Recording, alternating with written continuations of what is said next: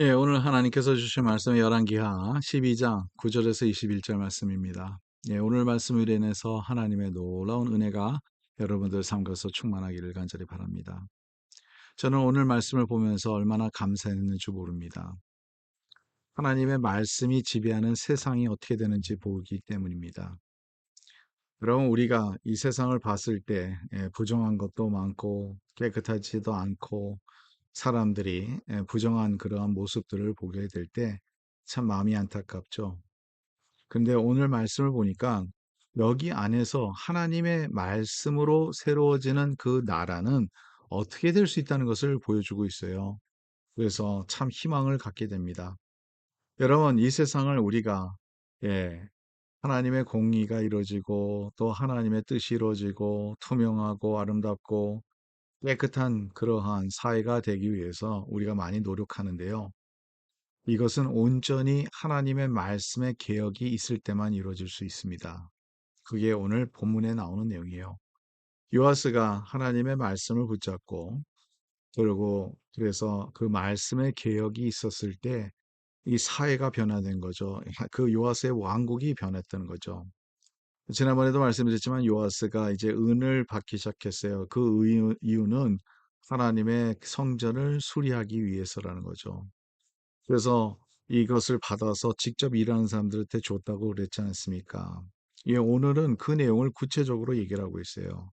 근데 참 눈에 띄는 것이 15절입니다. 오늘 15절에 보니까 또 그 은을 받아 일꾼에게 주는 사람들과 회개하지 아니하였으니 이는 그들이 성실히 일을 하였음이니라.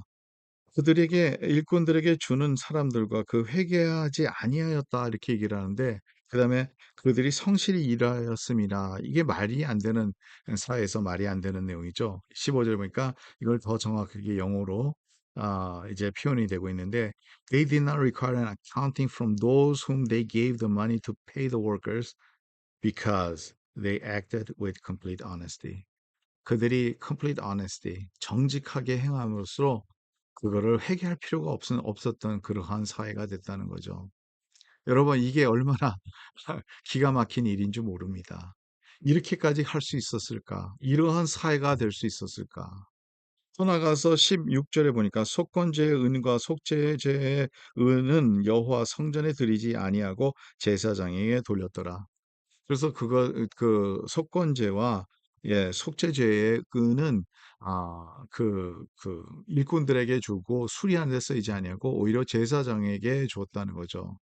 제사장들이 생활할 수 있도록 그들을 보장했던 그 모습을 오늘 이 말씀을 통해서 볼 수 있습니다. 이러한 일들이 일어날 수 있었을까? 요즘 세상에 이러한 일들이 일어날 수 있겠냐는 그러한 질문을 우리가 할 수 있습니다.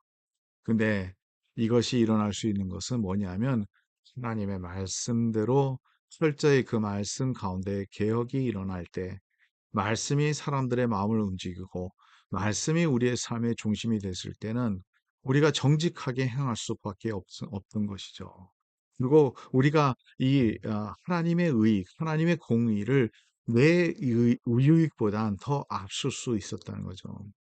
부정한 일들이 왜 일어나냐 하면 우리가 내 유익을 찾기 시작할 때 그렇게 되죠.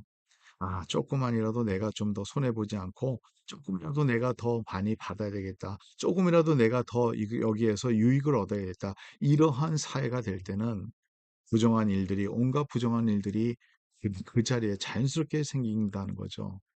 그러나 하나님의 나라를 먼저 생각할 때 하나님의 뜻을 먼저 생각할 때 하나님의 말씀대로 우리가 살아가야 된다는 그 양심이 우리의 바탕이 됐을 때는 우리가 이 세상에서 보지 못하는 그러한 사회가 이루어질 수 있다는 것이죠.